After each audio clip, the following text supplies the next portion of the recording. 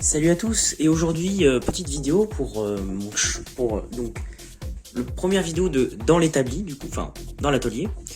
Et aujourd'hui du coup on va s'attaquer à mon nouveau PC d'atelier, car très récemment j'ai monté l'atelier, voilà. Et du coup j'avais mis en attendant un PC de chez IBM, un Pentium D, donc vous allez vous dire bon c'est pas très puissant, puis pour ce que je veux faire c'est vraiment insuffisant. Donc ce que je vais faire c'est que je vais changer cette bête contre ce magnifique Dell Optiplex 790 avec bon pour l'instant un Pentium Dual Core que je vais sûrement upgrader en i5 2400. Donc il est de 2012, de mai 2012. Celui-là en fait il a un problème. Il a un problème avec le Windows qui est dessus. Il fait un espèce de, pas un écran bleu mais un problème de boot. Donc ce que l'on va faire c'est nous allons réinstaller un Windows dessus. Donc un Windows 7. Alors juste avant, parce que ce serait quand même cool, je vais le débrancher avant quand même, c'est de voir l'intérieur de la bête. Parce que ce qui est bien avec Dell c'est que c'est facile à ouvrir. Vous faites comme ça, voilà, tirez, voilà, et voilà. Donc je l'avais déjà démonté avant, il y avait une masse de poussière donc j'ai aspiré un petit peu avec un aspirateur. Bon, il y a un petit peu de poussière encore, mais ça va. Vous pouvez voir que donc il y a un graveur DVD, super, de chez Lighton, qui est super facile à démonter si jamais il y a un problème. Et vous voyez un Western Digital Caviar Blue, donc de 2012. Je sais pas quelle capacité il a, on verra au moment de l'installation de Windows. Et ce que je vais faire, c'est pas remettre un Windows 10, parce que non, j'aime pas trop ça. C'est qu'on va mettre Windows 7 et le Windows 7 d'origine. Donc attendez, je vais essayer déjà de remettre ça parce que c'est assez compliqué à mettre. Voilà. Donc cet ordi m'a coûté 25 €. 25 €, vous allez dire, mais c'est rien du tout. Effectivement. 25 € plus la souris, plus le clavier avec le repousse-poignet et le PC tout joli, qui a l'air en très bon état. Et c'est un PC, comme vous pouvez voir, très modulaire. Je peux mettre une carte graphique ici, oui. Je peux mettre au maximum une GT 1030 ou une 1050, mais vraiment basse consommation. Parce que c'est une anime qui dépasse pas les, je crois, les 240 watts. Voilà. Donc faut vraiment faire attention. Et pourquoi je mets un i5 2400? Parce que je pourrais pas mettre plus grand.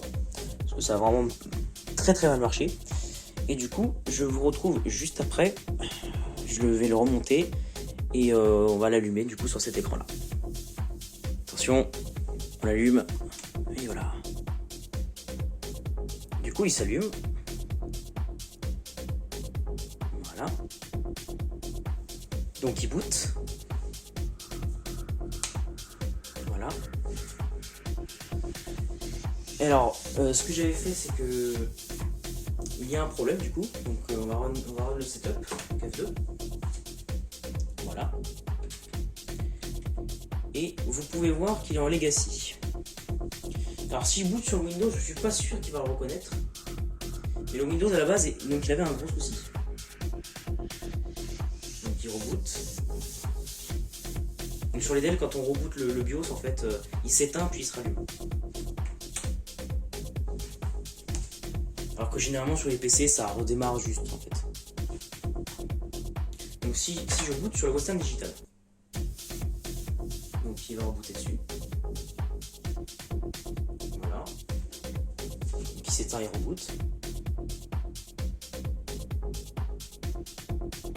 Voilà, Dell. Donc il est en legacy, le BIOS, bien sûr.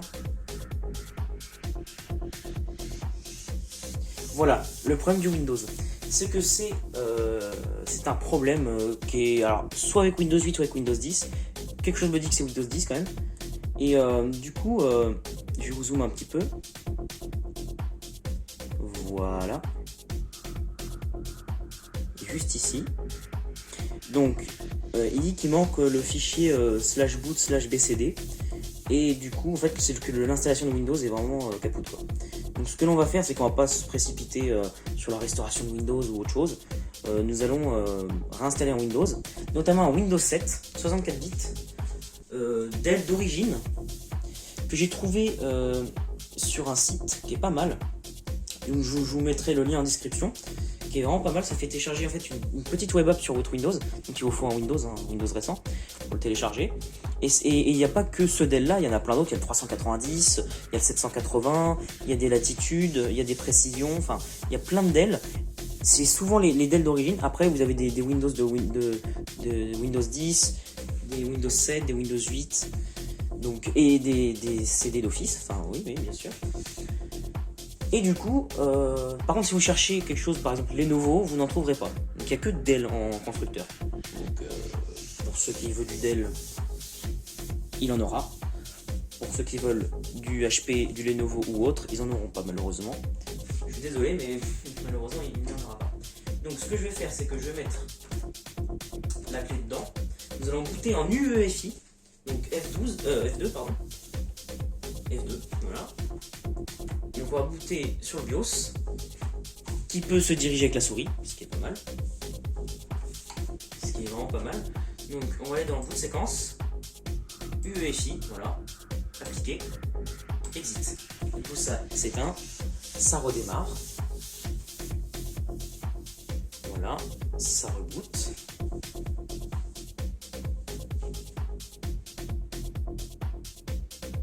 F12. Alors n'essayez pas de graver l'ISO par exemple de ce Dell là sur un CD parce que ça ne fonctionnera pas, même sur un DVD parce que c'est une ISO de 7 Go. À moins que vous ayez un double couche, là ça passera. Donc maintenant on boot en UEFI boot, voilà. Ne pas se tromper, ne pas cliquer sur Legacy boot, sinon il ne bootera pas. Donc il va détecter tout seul, voilà, Windows is loading file. Et vous allez voir que c'est une ISO constructeur de chez Dell. Donc je vous prends après parce que là ça va être un peu long. Et vous connaissez quand vous installez Windows 7, ça charge les fichiers puis après ça démarre. Et me revoilà. Du coup quand ça boot, ça fait installer maintenant. Enfin ça demande plusieurs langues. Donc si vous voulez l'installer en anglais, vous pouvez l'installer en anglais. Si vous voulez l'installer en espagnol, vous pouvez l'installer en espagnol. Si vous voulez l'installer en français, vous pouvez l'installer en français. Du coup après ça affiche ça du coup. Donc j'accepte les termes du contrat de licence. Suivant. Enfin, bon, on fait pas de mise à niveau, non. Et du coup, je délète les partitions. On fait tout sauter, comme ça, il n'y a pas de souci. Option de lecteur, supprimer, voilà. On refait une install au propre, comme ça. Plus une install Dell, donc ça fera son truc tout seul. Voilà. Et du coup, on délète cette partition là aussi. Et voilà. Du coup, on fait nouveau. Appliquer. Voilà. On fait formater. J'ai oublié de formater, donc je formate, après je supprime les partitions. Formater aussi.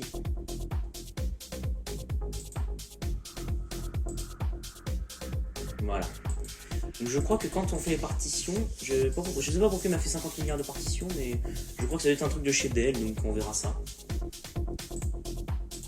C'est pas grave. Du coup, ça copie les fichiers. Je vous retrouve encore après à la suite, parce que du coup, c'est un disque dur, donc ça va mettre un petit peu de temps. A tout de suite. Et voilà, j'ai plus qu'à redémarrer.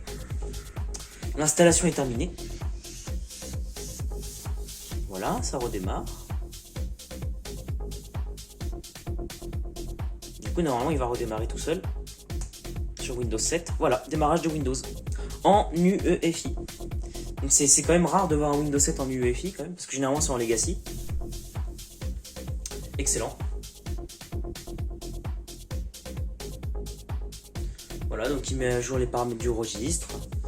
Donc là ça va être le premier démarrage de Windows 7, donc c'est normal qu'il affiche tout ça. Voilà. Donc il démarre les services, donc c'est pratiquement fini.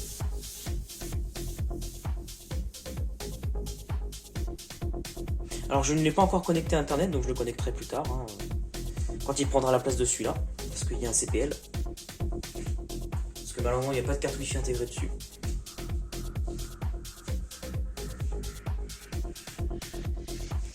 Donc je le laisse finir et puis après je reviens à vous. Un redémarrage plus tard, enfin, le Windows 7 Dell.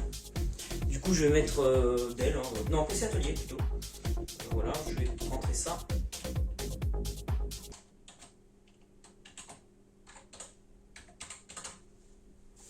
Voilà. Non, on va juste mettre atelier comme ça. Voilà. Parce que sinon ça fait PC atelier PC.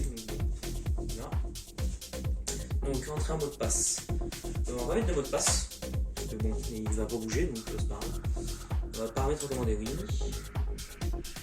Donc alors, on n'est pas en 2012, on est en 2021. Il n'est pas en 2012. Donc on est en 2021. Voilà. On est en avril. Et on est le 29. Ensuite, on est. Alors l'heure c'est. Normalement l'heure c'est 18h58. Attendez. Hop, 18h58. Voilà. Suivant. Donc il finit les paramètres. Donc il y aura presque fini. Donc normalement, s'il n'y a pas de souci, il y aura les pilotes. Et s'il n'y a pas les pilotes, bah tant pis, j'installerai les pilotes par moi-même. Voilà. Qui doit être en 1024 par 768, d'où la maximisation de l'écran. Il ne doit pas y avoir aéro encore, donc il faudra que j'installe ça par moi-même.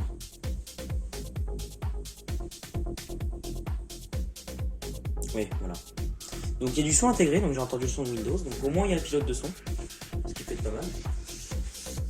On va voir si quand même, malgré le pilote Microsoft, on peut mettre une... Oui, on peut mettre une 280 mm, donc c'est pas mal, tant mieux. Ce qui est la résolution de cet écran. Donc voilà, donc c'est beaucoup mieux. Alors vous verrez pas grand chose, tant pis, mais... Oh si, oui un petit peu, ça va. Du coup voilà, donc j'installerai les pilotes, donc généralement c'est du Intel, c'est de l'IGP de deuxième génération, donc Intel HD Graphics 2000 peut-être, quelque chose comme ça. C'est du Sandy Bridge, je mettrai un i5 2000, du coup 2400, comme ça je serai tranquille, ce sera un 4 coeurs. Donc là pour l'instant c'est un 2 coeurs, donc c'est un virtual dual core. Donc ce sera mon PC d'atelier. Voilà, on va voir s'il y a aéro quand même, malgré le pilote par défaut. Non, pas d'aéro, je ne crois pas. Non, il n'y a pas d'aéro, donc c'est pas grave. Donc j'installerai le pilote. Et je mettrai du coup de l'Ethernet. Voilà. Donc j'ai plus qu'à vous dire salut. Merci d'avoir regardé cette vidéo. Je vous mettrai en lien dans la description pour l'installation, pour les images ISO de set pour les Dell, pour certains Dell en tout cas. J'espère que ce sera utile pour vous. Et c'était juste une vidéo présentation de l'atelier du coup. Voici à quoi ressemble mon atelier. Du coup je ferai des bricolages dessus. Et puis donc ceci sera mon PC de test si jamais je dois réparer quelque chose ou si jamais j'ai besoin de tester un CD qui traîne par terre ou quelque chose comme ça, ou tester des logiciels. Voilà, et j'ai plus qu'à vous dire salut à tous, ciao et merci d'avoir regardé.